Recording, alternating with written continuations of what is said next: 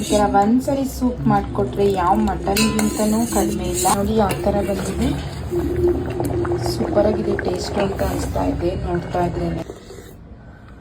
Soup ಮಾಡೋಕ್ಕೆ ನುಗ್ಗೆಕಾಯಿನ 4 ತಗೊಂಡಿದ್ದೀನಿ. Already ಫಸ್ಟೇ ಸ್ವಲ್ಪ ಬೇಯಿಸ್ಕೊಂಡಿದ್ದೆ, ಇದು ಸಾಲಲ್ಲ ಅಂತ ಹೇಳ್ಬಿಟ್ಟು 4 ನುಗ್ಗೆಕಾಯಿನ ತಗೊಂಡಿದ್ದೀನಿ. ಮತ್ತು 1 ಬೌಲ್ ಆಗೋಷ್ಟು ಈರುಳ್ಳಿನ ಹಾಕೊತಾ ಇದ್ದೀನಿ, 1 ಟೊಮೊಟೊನ ಹಾಕೊತಿದ್ದೀನಿ, ಬೆಳ್ಳುಳ್ಳಿ ಮತ್ತು ಹಸಿ ಶುಂಠಿನ ಹಾಕೊತಾ ಇದ್ದೀನಿ. ಇದಕ್ಕೆ ನೀರನ್ನ ಹಾಕೊತಿದ್ದೀನಿ. ನಿಮ್ಗೆ ಎಷ್ಟು ಮೆಜರ್ಮೆಂಟ್ ಬೇಕೋ ಅಷ್ಟು ಮೆಜರ್ಮೆಂಟಲ್ಲಿ ನೀವು ನೀರನ್ನ ತಗೊಬೋದು.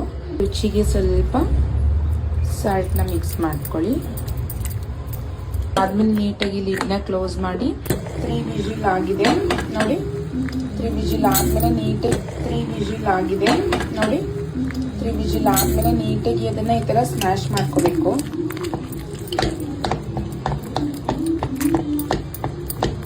ಸ್ಮ್ಯಾಶ್ ಮಾಡಿಕೊಂಡು ಈ ಥರ ನೀಟಾಗಿ ಮತ್ತೆ ಎಲ್ಲ ಅದ್ರೊಳಗಡೆ ಈ ಥರ ಮಿಕ್ಸ್ ಮಾಡಿಕೊಂಡು ನೀಟಾಗಿ ನೋಡಿ ಅದರಲ್ಲಿರೋದೆಲ್ಲ ಮತ್ತೆ ನೀಟಾಗಿ ಬಾಯ್ಲ್ ಆಗಬೇಕು. ಮತ್ತೆ ಒಂದು ಕುದಿ ಬಾಯ್ಲ್ ಮಾಡೋಕ್ಕೆ ಇಟ್ಕೊಳ್ಳೋಣ. ಇದನ್ನು ಸೋಸ್ಕೊಂಡು ಫುಲ್ ಎತ್ತಿಟ್ಕೊಂಡಿದ್ದೀನಿ. ಅದಕ್ಕೆ ಸ್ವಲ್ಪ ಪೆಪ್ಪರ್ನ ಆ್ಯಡ್ ಮಾಡ್ತಾ ಇದ್ದೀನಿ. ನಿಮಗೆ ಬೇಕು ಅಂದರೆ ಸ್ವಲ್ಪ ಕಾರ್ನ್ಫ್ಲೋರ್ ಕೂಡ ಹಾಕೊಬೋದು ನೀವು. ನೋಡಿ ಈ ಥರ ಕನ್ಸಿಸ್ಟೆನ್ಸಿ ಬಂದಿರುತ್ತೆ. ಇದನ್ನು ಯಾರು ಬೇಕಾದರೂ ಕುಡಿಬೋದು. ವಯಸ್ಸಾದವ್ರು ಕೊಟ್ಟರೆ ಮೂಳೆಗಳು ಸ್ಟ್ರಾಂಗ್ ಆಗುತ್ತೆ. ಮತ್ತು ಚಿಕ್ಕ ಮಕ್ಕಳಿಗೆ ಮತ್ತು ಸೊಂಟ ನೋವು ಅನ್ನೋರಿಗೆ, ಮಂಡಿ ನೋವು ಅನ್ನೋರಿಗೆ ಎಲ್ರಿಗೂ ಕೂಡ ಯೂಸ್ ಆಗುತ್ತೆ.